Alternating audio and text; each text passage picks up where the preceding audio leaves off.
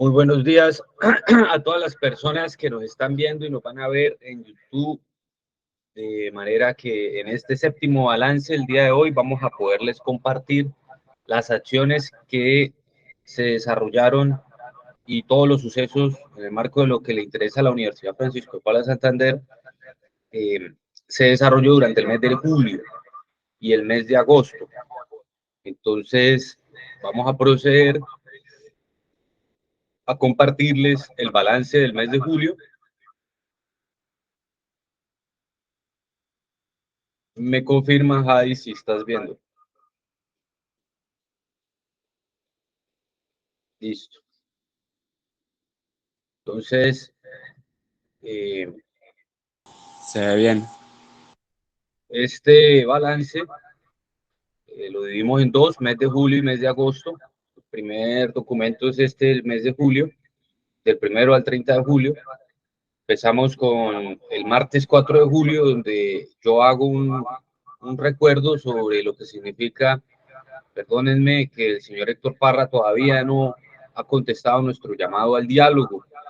Nosotros no somos monotemáticos, nosotros no estamos persiguiendo al señor Héctor Parra, nosotros no tenemos ningún proyecto o objetivo político alrededor del señor Héctor Parra, pero sí consideramos que en el marco de la autonomía universitaria, como el señor Héctor Parra sigue siendo autoridad académica, autoridad política, si se quiere, pues debemos pedirle, insistirle que salga de la zona gris en la que se encuentra. ¿Por qué? Porque en la zona gris en la cual se encuentra, él le permite no asumir las responsabilidades, pero sí ordenar, gerenciar, impartir órdenes dentro de la universidad sin que asuma las repercusiones o implicaciones jurídicas judiciales que esto significa. Para nosotros eso es un abuso a la autonomía universitaria, para nosotros eso es un riesgo, no solo para él, sino para todos en la comunidad universitaria. Por eso le dijimos, dialoguemos, que sean diálogos abiertos, públicos, transparentes, donde usted asuma unas posturas frente a todas y cada una de las cosas que la universidad debe estar llamada a cambiar. El señor Héctor, en reiteradas reuniones que yo me lo encuentro allá en rectoría, en la torre administrativa, digamos, no ha definido esto, sigue en la zona gris, él está cómodamente allí, dice que firmar, dice que no firmar, pero no firma. Es decir, él está en una mejor condición ahora que la que estaba cuando era rector antes de que el Consejo de Estado lo sacara del cargo.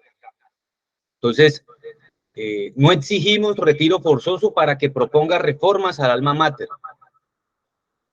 ¿cierto? Porque si nosotros dijéramos que el señor Héctor Parra solo puede ser catedrático, pues su condición de catedrático no le permitirá mayor cosa, ni siquiera votan los catedráticos. Pero no lo estamos pidiendo para que él, en ese marco de la asesoría que está haciendo, yendo a los consejos académicos, proponga reformas, y no lo está haciendo. Seguimos esperando y poniendo la otra mejilla con tal de avanzar, SOS, UFPS, ¿qué dudas tienen a la paz total?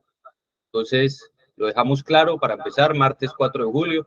Miércoles 5 de julio, el Consejo, la Asamblea Departamental invitó de nuevo para ver la viabilidad jurídica, la conveniencia política, perdón, de la independencia de la seccional de Ocaña. Allá estuvo el secretario de la Procura UFPS dirigiéndose a los diputados y a la asistencia de Ocaña y Cúcuta que estaba ese día. Incluso estaba el señor vicerrector de Bienestar, estaba el señor Héctor Parra, la señora rectora Sandra Ortega, y fue muy importante deliberar sobre, por ejemplo, la no conveniencia. Por ejemplo, el señor Jonathan Carrillo, que es un amigo nuestro muy cercano, él tiene la postura contraria, en el que no es conveniente, dice él, que la seccional se separe de Cúcuta. Ese mismo día nosotros dimos a conocer esta primera edición públicamente, mucho más públicamente, que es la versión del periódico Psicooperativo, donde nosotros expresamos, ¿cierto?, a través de varias columnas, lo que está pasando en la universidad en términos de la demanda contra la elección de la señora rectora, lo que está pasando en términos de corrupción, la clientelización de los trámites dentro de la universidad, los servicios de la universidad a cambio de votos y, digamos, la carta que se expresó para el tema de Ocaña.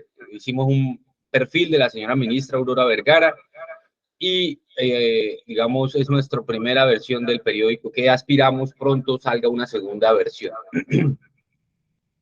El jueves 6 de julio se dio a conocer la programación para las asambleas populares juveniles de la educación superior con el objetivo de la reforma a la Ley 30 de 1992.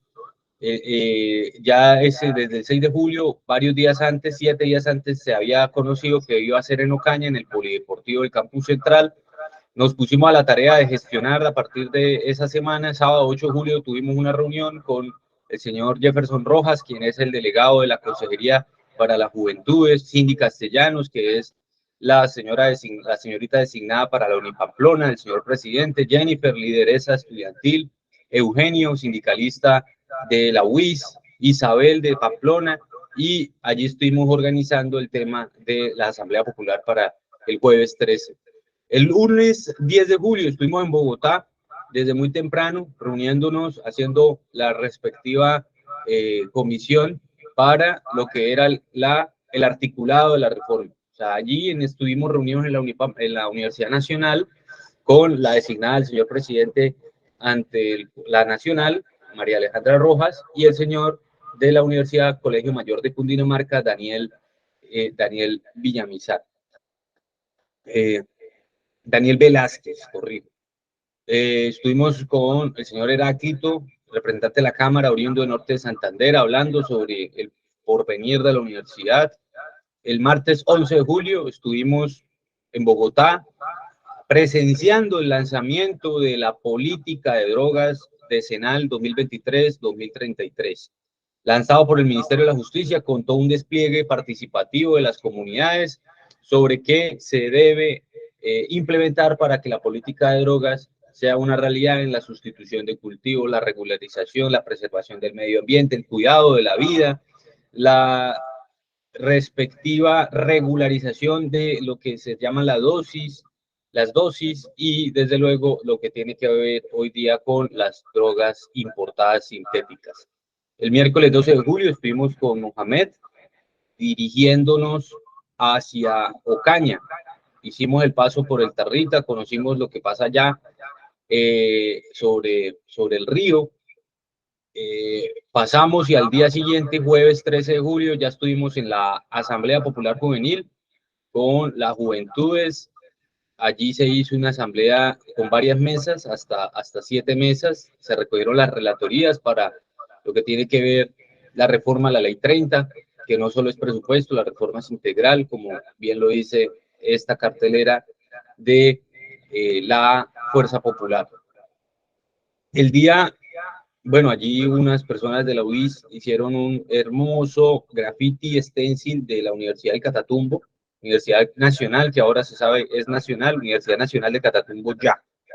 El viernes 14 de julio nos dirigimos de nuevo, estábamos en Ocaña y nos regresamos para Cúcuta. Ese día tuvimos un trancón, Jadi lo recuerda. Empezamos a caminar, pero bueno, luego se desatascó y pudimos llegar hacia horas del mediodía a Cúcuta. Nos perdimos este lanzamiento del análisis jurídico, estuvimos conectados, pero no pudimos participar por la señal muy débil durante la carretera. Hacia la tarde ya tuvimos una reunión en el Palacio de Gobierno Departamental con todo el gabinete del Ministerio de Educación, la Asamblea de la Secretaría de Educación del Departamento, la ART, que es la Agencia de Renovación del Territorio, y se presentó un render, un boceto de lo que se quiere con la Universidad Nacional del Catatumbo. Allí lo estaban explicando cómo sería el complejo universitario, que también tendría un complejo para primera infancia, para el adulto mayor, un mega colegio, unas zonas deportivas y todo eso sería el complejo universitario de la Universidad Nacional del Catatumbo. El sábado 15 de julio estuvimos en el Tarra, llegamos hasta el Tarra, o sea, arrancamos el mismo día, viernes, arrancamos en horas de la noche hacia el Tarra y muy temprano, el sábado arrancamos hacia el Tarra, llegamos a las 10 de la mañana, arrancamos desde Tibú, 6 de la mañana y llegamos a las 10, son 4 horas de viaje. Y el sábado allá en el Tarra, pues nos presentamos, podrán ver ahí la banderita, Javi está acá con el periódico, nos presentamos como una opción del constituyente universitario. Nosotros estamos hablando del constituyente universitario porque es el pegamento que genera o garantiza la confianza entre todos los actores ciudadanos, sociales, organizados, no organizados, comunales, etcétera, que permitirá esos primeros pasos para una constitución de la Universidad Nacional del Catatumbo, en confianza y en garantías. Luego, pues el lunes 17, nosotros conocimos los impedimentos, el impedimento que aceptó la magistrada al señor procurador judicial. Nos explicaría aquí el profesor Jorge Moreno en qué consiste, pero básicamente es que el señor procurador, por haberse pronunciado en algún momento a favor de Héctor y en algunas de sus literalidades, haberse referido al señor Jorge Moreno como alguien que no es abogado, alguien que no es, digamos, titulado en derecho, pues, digamos, fue unos argumentos no ad hominem, sino de autoridad, unas falacias de autoridad que él hizo como procurador, y el señor Jorge Moreno lo recusó ante la veeduría de la Procuraduría y le tocó declararse impedido para seguir conociendo sobre el proceso en contra de la señora Sandra Ortega, en contra de la universidad. Para nosotros es un acto necesario, por tanto que estas decisiones son públicas y mientras mucho más rigurosas y en legalidad sean, pues mucho más transparente y mucho más legítima va a ser la decisión final de primera y segunda instancia del contencioso administrativo. Así que celebramos que el señor Rafael sí haya declarado impedido por ese proceso en su contra. El martes 18 de julio estuvimos en la celebración de los 49 años de vida institucional de la creación de la seccional de Ocaña. Estuvimos en Ocaña, digamos, después de que tuve unas diligencias laborales en la ciudad de Bucaramanga, y allá estuvimos el martes 18 de julio, desde muy temprano, celebrando los 49 años de vida institucional en Ocaña. El miércoles 19 de julio tuve que viajar a Bogotá para el foro, el conversatorio sobre la reforma a la Ley 30 y la coyuntura especialísima que tiene hoy día la universidad pública en Colombia. El reto que tiene frente al gobierno, el reto que tiene frente a las futuras generaciones como academia y como centro de investigación y de producción de nuevos conocimientos, la universidad allí. Tuvimos una interesante, muy interesante conversación con los sindicatos, con los docentes no organizados, con los estudiantes de posgrados, con algunos designados de presidencia, y aprovechamos al día siguiente para estar en Bogotá con la señora asesora Verónica Escobar, de la señora ministra, en la oficina del Sindicato de Profesores Universitarios, y varios designados, como lo podrán ver allí, de la UNAD, de las UTS, de la Universidad del Cauca, de la Universidad de Pamplona, de la Universidad de Cartagena, de la Universidad de Sucre y de la Universidad Nacional Abierta y a Distancia. Estuvimos en ese diálogo, otros estuvieron conectados vía virtual en esa sala, muy agradecidos con ASPU por esta sala que nos prestó virtual, y tuvimos una conversación a futuro de qué es lo que había pasado en las asambleas populares por regiones, por nodos en todo el país, y lo que se venía a futuro. Muy contentos con este ejercicio. 22 de julio, yo hago un pronunciamiento debido a que el pacto histórico ya no tenía candidato, pues yo postulé mi nombre a la gobernación de Norte de Santander. El pacto, digamos, no tuvo ese proceso, se decantaron varios nombres, digamos, no tuvo un proceso, corrijo, no tuvo un proceso del todo tranquilo, del todo formal. Y eso derivó en que pues luego se avalara o se coavalara otro candidato y no se avalara a un candidato propio. Pero yo dije esto y lo sostengo: lo más nefasto de la segunda reelección de William Villamizar a la gobernación es que no reconoce ni acepta culpa ni daños cometidos. O sea, estamos hablando ante un político caradura, un político peligroso. Esa soberbia que raya en lo delincuencial supone una debacle, supone su debacle y su próximo castigo. Que por favor no se retire y pague por los votos todo lo esquilmado. Sabemos las maquinarias que todo el país compran votos. Ya hoy está preso un ex senador de la República, Alejandro Char, Arturo Char.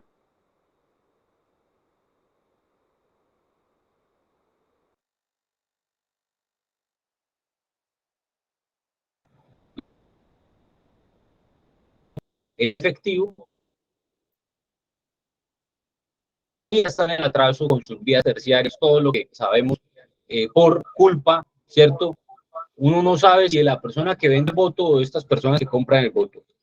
Entonces, con esa ínfula se presentan para la segunda reelección estos sujetos peligrosos para el futuro del departamento.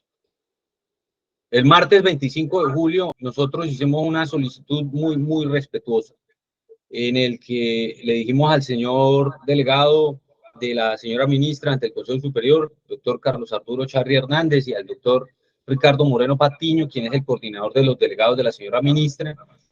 Respetados profesores, en pasado oficio, el 1 de febrero de 2023, el suscrito consejero superior elevó de manera respetuosa las alertas tempranas, ¿cierto? O sea, ya había yo manifestado unas alertas sobre el clima adverso en términos de legalidad y defensa de los derechos humanos al interior de la UFPS.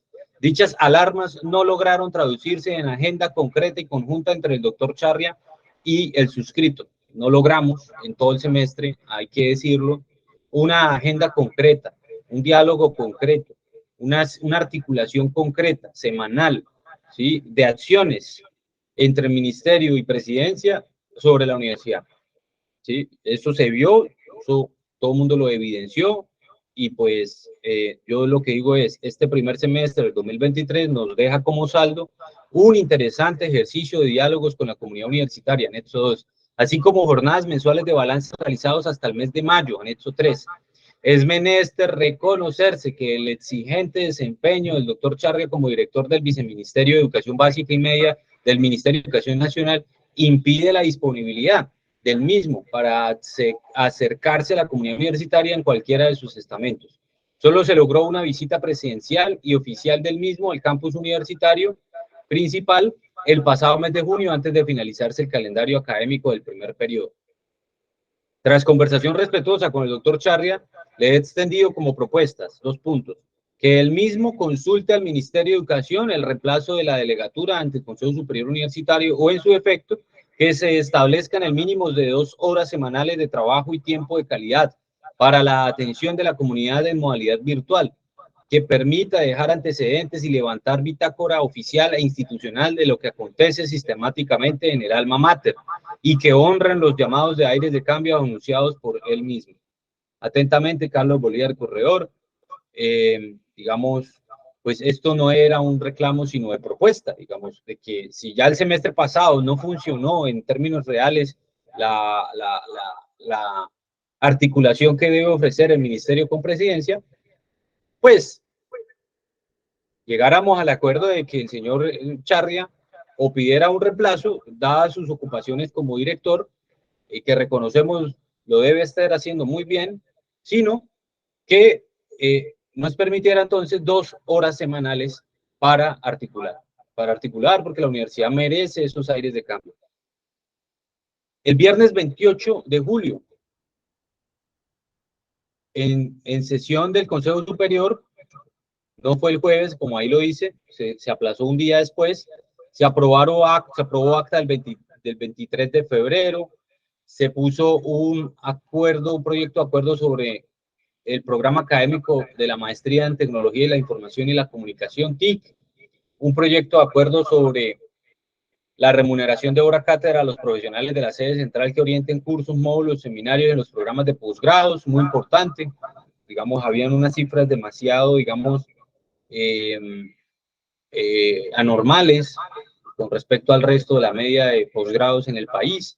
Había un proyecto por el cual se aprueba el plan de inversión de la primera transferencia de recursos de la estampilla y se autoriza al director de Ocaña un tema de contrato de por más de 1.000 salarios mínimos. Este último fue hundido, 5 votos en contra y 4 a favor.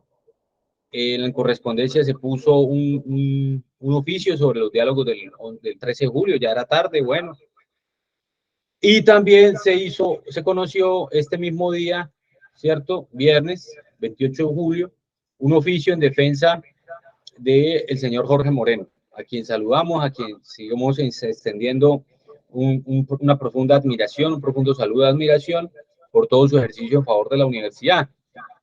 ¿Por qué? Porque la magistrada de repente en algún párrafo lo conminó o lo, digamos, lo regañó a que se abstuviera de realizar algún tipo de, digamos, oficios, ¿cierto? Oficios diligentes en el que él como demandante, quejoso y gran deudor ciudadano de la universidad, pues él entiende que son necesarios. Entonces, recibió un regaño y nosotros lo que decimos es, por favor, se deben respetar los derechos de la parte demandante, de la parte quejosa, como el señor Jorge Moreno, y entendemos que es sin ser abogado, licenciado en Derecho, tiene mucho más espíritu que incluso muchos licenciados en Derecho que no defienden lo público. Es un veedor ciudadano ejemplar para todos los nortesantanderianos. Por él y su accionar hubo justicia disciplinaria y contenciosa administrativa sobre el escándalo de Hueco Bar y la escombrera municipal. Entonces, este oficio lo firmó Jonathan Carrillo, demandante, la Procura UFPS, Lina Sofía Rodríguez y mi persona como coadyuvante en la demanda. Ese mismo día, pues, como les digo, el acuerdo que se hundió fue este, donde se autoriza a la dirección de Ocaña contratar por más de 1.000 salarios mínimos, un total de 2.000 millones de pesos, 2.120 millones de pesos, la actualización de toda la planta tecnológica de la seccional de Ocaña. ¿Hay alguna pregunta hasta aquí, Jadi? ¿Una intervención, un aporte tuyo para pasar a agosto? Quisiera preguntarte algo, Carlos. ¿Cuál fue el oficio que Jorge pasó por el cual la magistrada se molestó? El oficio que Jorge Moreno pasó era un oficio donde le pedía a la magistrada María Josefina que se pronunciara pronto sobre un recurso en contra del auto que niega la medida cautelar. Ese recurso fue demorado de manera como sospechosa, o quizás no la palabra sospechosa, sino impaciente, ¿no? Por parte de Jorge Moreno, y lo que hizo fue, hey, señora magistrada, por favor, resuélvame mi recurso. Entonces la magistrada como que lo regañó. Entonces nosotros salimos en defensa de él porque hace parte de los derechos de la persona demandante. Ese fue lo que pasó con Jorge Moreno. Vamos a proyectarles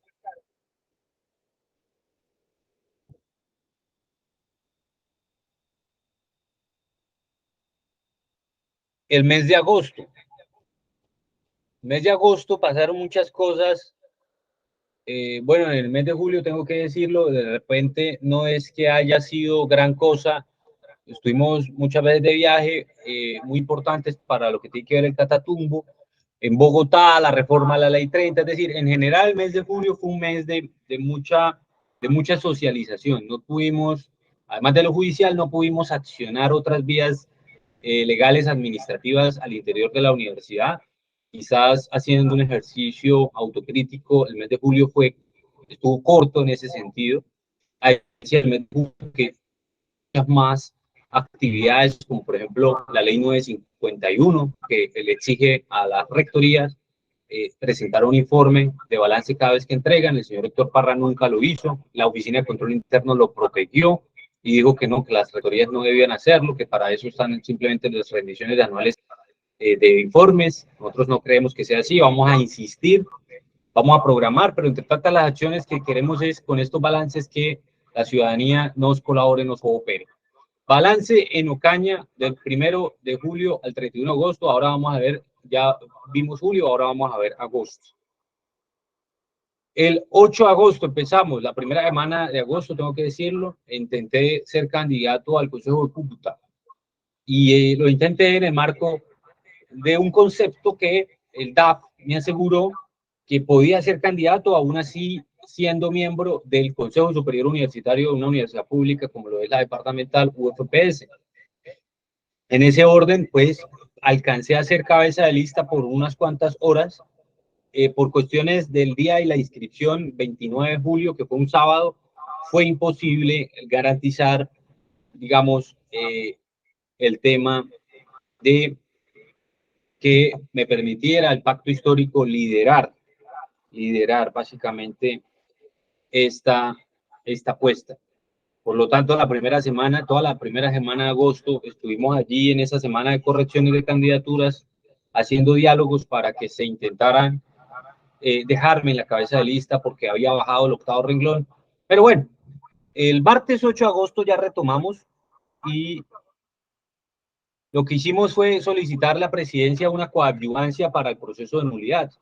Como lo podrán ver ahí, adjuntamos las 3 demandas, lo solicitamos, empezamos a hacer acercamientos con otros sectores de la presidencia administrativos para que con esa coadyuvancia y también empezamos a conocer los casos de matrícula. Unas matrículas sí, otras matrículas no, unas matrículas que tenían descuentos y otras que no tenían descuento, otras matrículas que no tenían el descuento de gratuidad, por ejemplo, pero sí tenían el descuento por multa de antigüedad, por ejemplo, multa de antigüedad y el descuento de política de gratuidad. Entonces, unos casos muy irregulares que siempre han pasado en la universidad, porque tengo que decirlo, a estas alturas el ingeniero Jorge Luis Orjuela,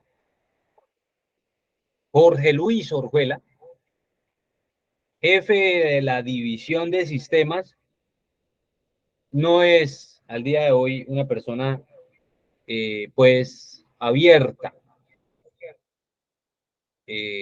digamos, a mí no me lo ha parecido una persona seria y nos preocupa porque ya es una persona que ha estado ahí en ese cargo desde más de 10 años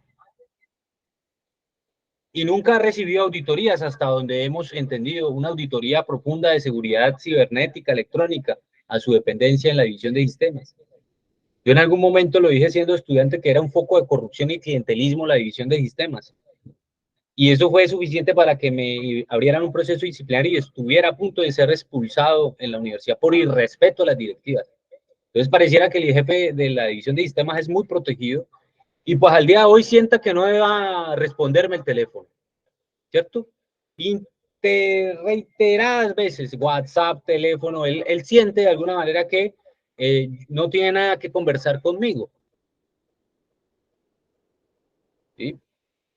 Entonces, grave por ese lado, tenemos que decirlo. Nos incomoda mucho el señor Jorge Luis Orjuela. Nos incomoda. Y cuando digo nos incomoda para cualquier cosa que queramos dialogar. Lo estamos invitando al diálogo, a que hablemos, ¿cierto? Pero bueno, no queremos ahí decir más, pero sí decirles que el señor Jorge Luis Orjuela le estaremos insistiendo. Ese mismo día, el Ministerio de Educación Nacional vino hasta la universidad, sede principal, una delegación importante de Ocaña vino hasta Cúcuta y se habló con la gobernación, la oficina jurídica de la gobernación, la presidenta Marcela Angulo, la nueva representante del sector productivo, Viviana Umbarila, la señora Patricia Vélez, Ontiveros, Jesús Manzano, estuvo todo el Consejo Superior allí presente, la señora rectora también, el señor Ricardo Moreno, y hablamos sobre la ruta de la independencia y el proyecto de ordenanza que estaba en trámite para esa fecha, todavía no se había aprobado. Esto fue básicamente el martes 8 de agosto, hasta 20 días después, casi 12 días después, se aprueba la ordenanza. Pues nosotros estuvimos allí en esa reunión. Miércoles 9 de agosto, al día siguiente, nosotros conocimos de un oficio que pues era el objetivo de los estudiantes solicitar la exoneración del 70% de la liquidación de la matrícula, porque eran personas que iban a pagar hasta 2,5 millones un diplomado. Entonces no tenía sentido que si iban a pagar 2,5 millones de un diplomado, pues también pagaran el 100% de la matrícula, que solo pagaran el 30%. Ese oficio nosotros lo corregimos el día siguiente, 10 de agosto, y lo adjuntamos como correo electrónico, porque este en físico no lo invalidamos, lo solicitamos invalidar. Eso fue el jueves. Miércoles 9, jueves 10 y el día siguiente, viernes 11, hubo una manifestación de estudiantes que reclamaron ante la alcaldía, ante la Secretaría de Educación Departamental, ante el Palacio Municipal, ante el Palacio de Gobierno del Departamento, Gobernación, El por qué la política de gratuidad, si tenía unos parámetros, eso no significaba que los entes territoriales aportaran recursos para cubrir a las personas que no estaban beneficiadas en la política. Esta manifestación tuvo cobertura de medios. Allí tuvimos a un periodista a quien agradecemos, esta foto que fue el balance allí en el Parque Colón y esta manifestación que fue frente al Palacio de Gobierno.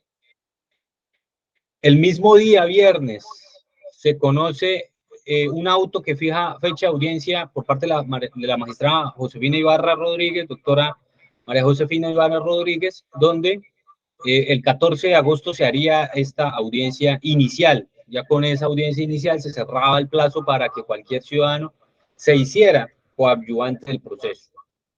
Y el mismo día, la Procura UFPS le da a conocer a la magistrada que, conforme lo ordenó en el auto 4 de agosto, del 4 de agosto, pues se daba claridad quien la representante legal era la señora egresada Lina Sofía Rodríguez.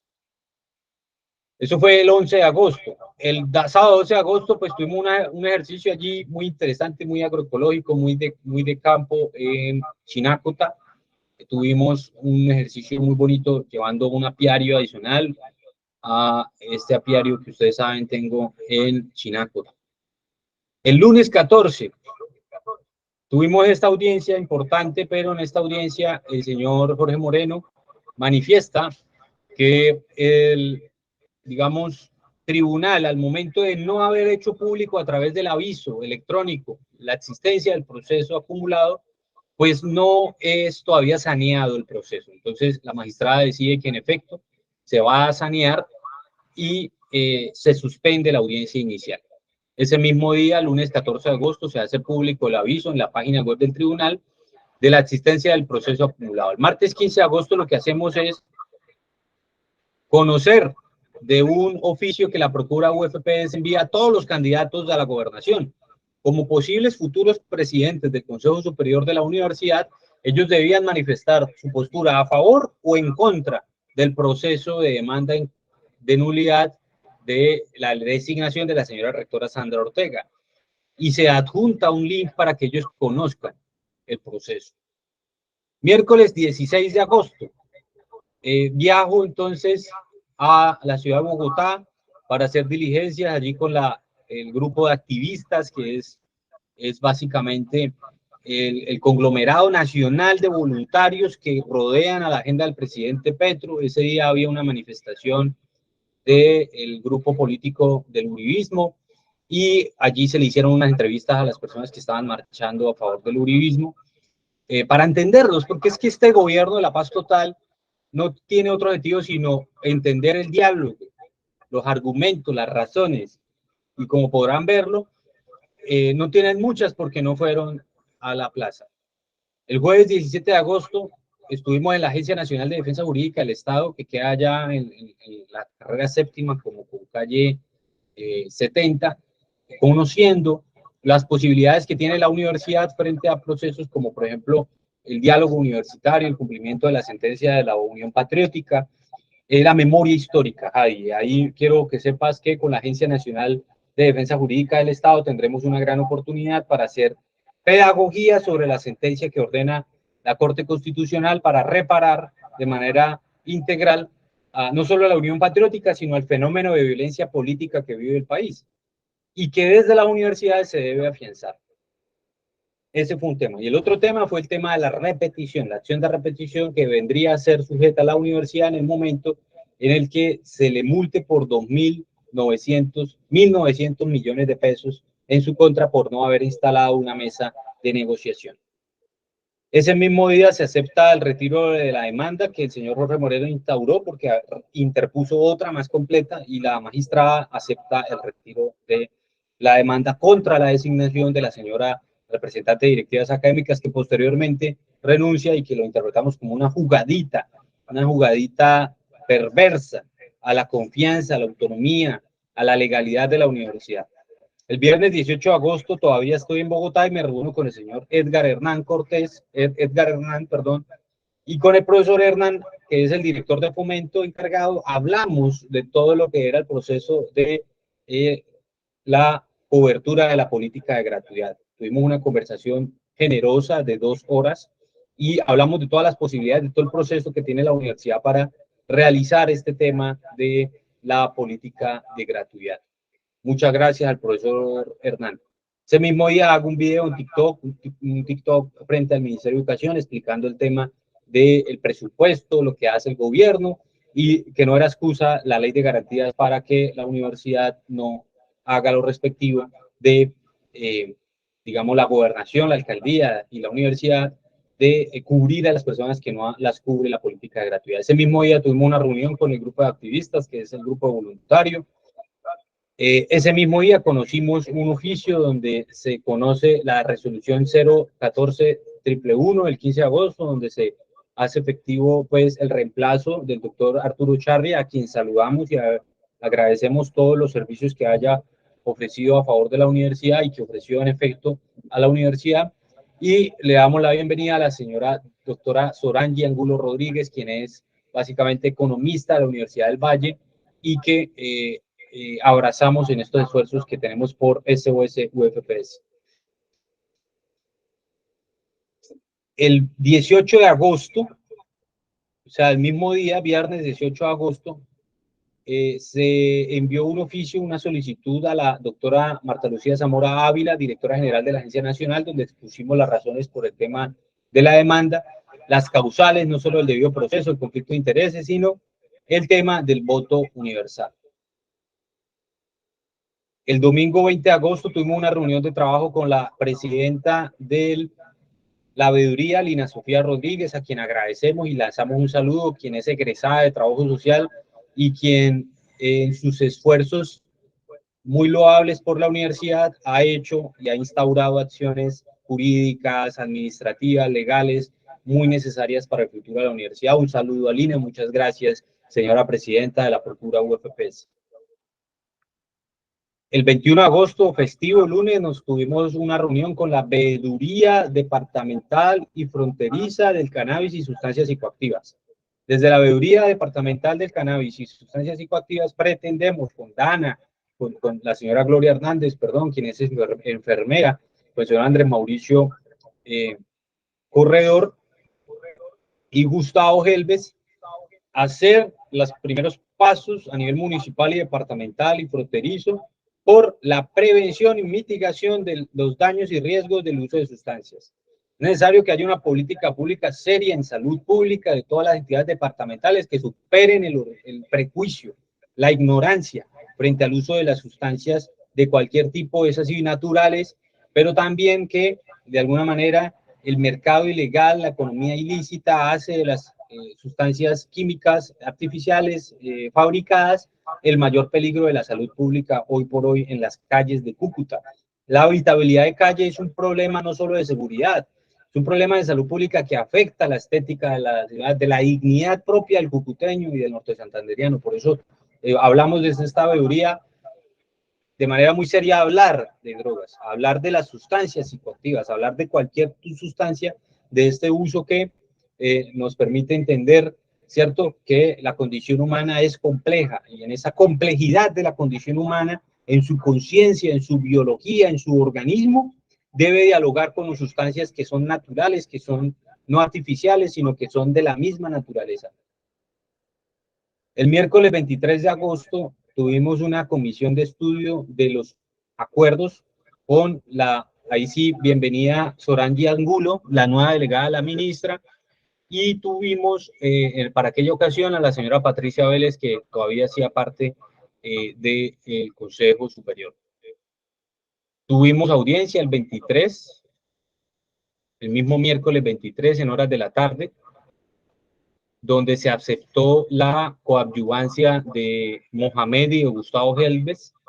Allí tuvimos a la abogada de la universidad, al abogado de la señora rectora, al señor John desde Bucaramanga, procurador judicial, la señora María Josefina Ibarra, a quien saludamos, respetamos y enviamos un caluroso y, digamos, tranquilizador saludo, señora magistrada, porque confiamos en su criterio finalmente para esta primera instancia a favor de la universidad, a favor de la legalidad, que se tome una decisión en derecho y en ese sentido estamos tranquilos que la universidad saldrá favorecida.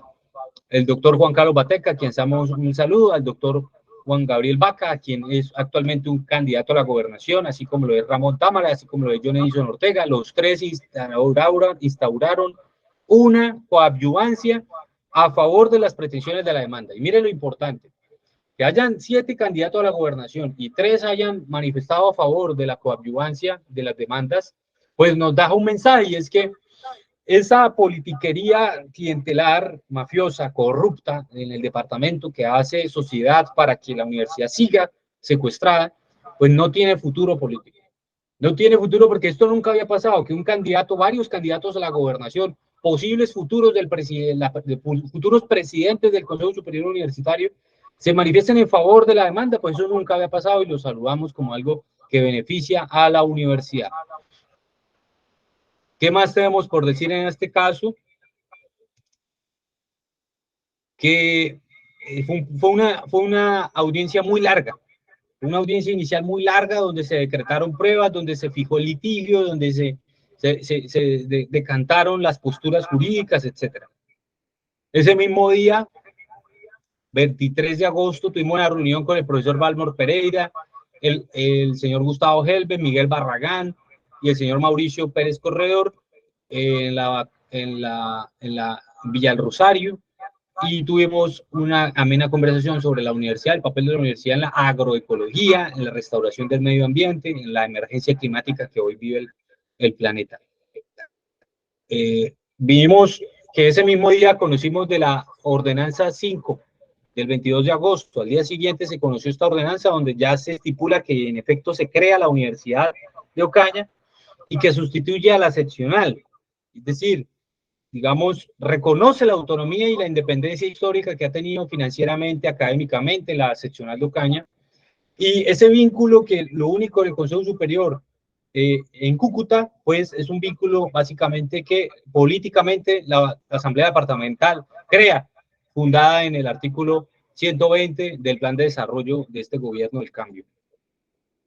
Ese mismo día se conoce que hay una modificación del calendario, nosotros nos preocupa esto, se modifica 2 semanas después del inicio de clases, pero además de esto se disminuye en el número de profesores de cátedra, luego se conoció. Pero este calendario es una muestra que a la universidad no le importa la acreditación de alta calidad, no le interesa que los contenidos sean explicados en el mayor número de semanas académicas posibles. A las directivas de la universidad no le interesa que el estudiante tenga un mayor ciclo formativo con más semanas. No les interesa, no les importa. Por eso el calendario lo modificaron de esta manera, les queda corta la universidad, les queda grande la universidad. Yo quiero hacer una reflexión. Está clarísimo que estas personas que durante tantos años han estado ahí en la administración, les queda cada vez más grande responder a los retos de la universidad. Y el contexto, la circunstancia, los desafíos del mundo, de la ciudad, del departamento, del país, estas personas no tienen las capacidades para de manera franca asumir las responsabilidades. No las tienen. Y si tienen las capacidades, no tienen la voluntad. Porque allí hay personas también en efecto muy capaces, muy inteligentes, pero que no tienen la voluntad.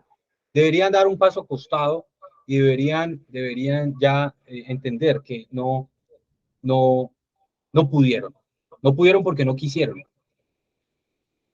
El viernes 25 de agosto estuvimos en el municipio de Tibú, La Llana, explicando un poco el proceso de la creación de la universidad o el complejo educativo de la Universidad Nacional del Catatumbo, con este proceso asambleario de la Asociación Campesina del Catatumbo. Y el mismo día siguiente, sábado 26, nos regresamos a Cúcuta, pero estuvimos mediodía allá conociendo algunos proyectos del PEDET que la ART desarrolla, como lo es este puente Pablito. El jueves 31 de agosto conocimos esta orden del día de la preparación anterior. El orden del día era, supuestamente, imagínese usted, rechazar, desconocer la ordenanza 005, como si ellos no hubieran participado, como si los miembros del Consejo Superior no hubiesen sido invitados, como si la rectora no hubiese estado allá, el señor rector Parra no hubiese estado allá, el señor vicerrector de Bienestar Universitario no hubiese estado allá, escuchando los acuerdos de conveniencia política que significaba que la seccional se separara de la sede principal. se posesionó la señora Soraya Angulo, nueva delegada, ante la señora delegada del señor gobernador Marcela Angulo, y se votó finalmente que no continuaba la sesión. Nos preocupa que no se llegue a un acuerdo porque estas personas, pues, tenemos que decirlo, están atravesadas en el futuro de la universidad. Hay que decirlo, son actualmente personas multadas por el Ministerio de Educación Nacional. De esta manera, damos por presentado lo que fue el mes de agosto y queremos decirles que, compañeros, el aspecto durante este mes movilizatorio pues fue nulo porque no habían clases. Ya en este mes de septiembre, hoy 16 de septiembre, ya medio mes superado, les tenemos que poder decir que ya se ha saloneado, ya se expuso los motivos por los cuales se recogen firmas del voto universal. Tienen tres objetivos: enviarle al Consejo Superior la orden de que le dé alcance respetuoso del parágrafo del 115, tiene la orden de decirle al ministerio que actúe con una medida culminatoria, pero también tiene la solicitud respetuosa al contencioso administrativo, tanto primera instancia como segunda instancia, para que se acaten y reconozcan los argumentos exegético, teleológico y de inocuidad por los cuales el voto universal es una realidad hoy estatutariamente en la universidad. Y por el contrario, el voto ponderado sobre el candidato es no solo antiestatutario, sino es inconstitucional. Es ilegal lo que han hecho históricamente con este voto. Hadi, no sé si tengas alguna inquietud, algún aporte, mi hermano. La verdad, Carlos, felicitarlo, un informe muy pulcro, muy detallado, y sí quisiera compartir tu reflexión, y yo creo que eso es algo en que tenemos que realizar un ejercicio de comunicación a la sociedad sobre las capacidades de gerenciar una universidad. Porque yo quiero saber algo. Esas 2 semanas que los estudiantes entraron a estudiar tarde, no las van a recuperar, ¿verdad? El calendario académico se va a acabar en diciembre como siempre. Y esas 2 semanas, ¿quién las compone? Igual la universidad recibió rubro económico por esas 2 semanas, ¿no? Otro punto a tener en cuenta es por qué las salidas de campo solo vuelven después de las elecciones municipales. Muy buena pregunta, Hadi. En efecto, la universidad le debe unas explicaciones muy serias a la ciudadanía, a la comunidad estudiantil, a la comunidad universitaria, la administración de la universidad. O sea, ya ellos superados que no son la universidad. Se han atornillado, que es otra cosa, pero no son la universidad, no representan la universidad, no son, no, no, no distinguen ni dejan en buen alto nombre a la universidad, al alma mater. Son solo eso, un cuerpo directivo que voy a decirlo, usurpó la confianza, defraudó la autonomía universitaria. Han defraudado y han abusado de ella, además. Han abusado de ella.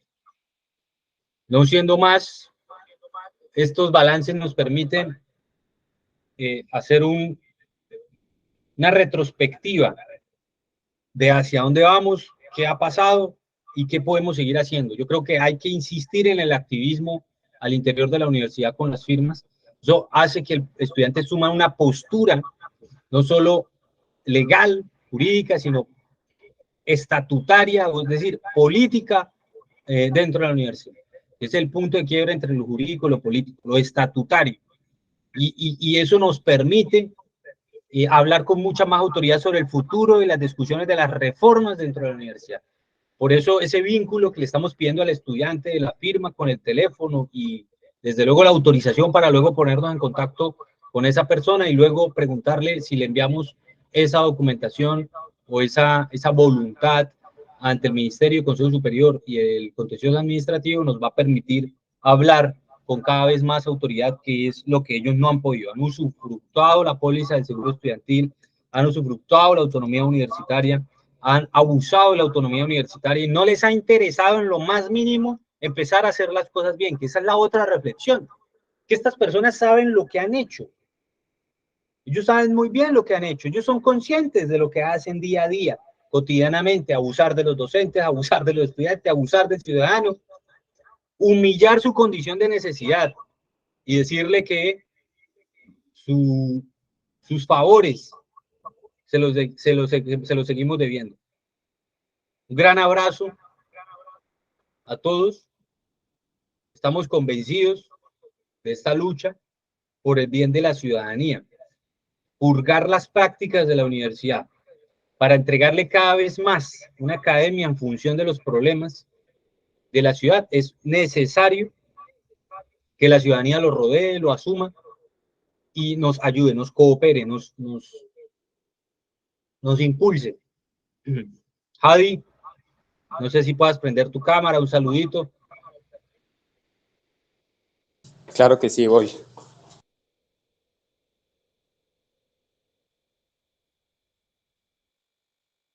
Un momentico aquí.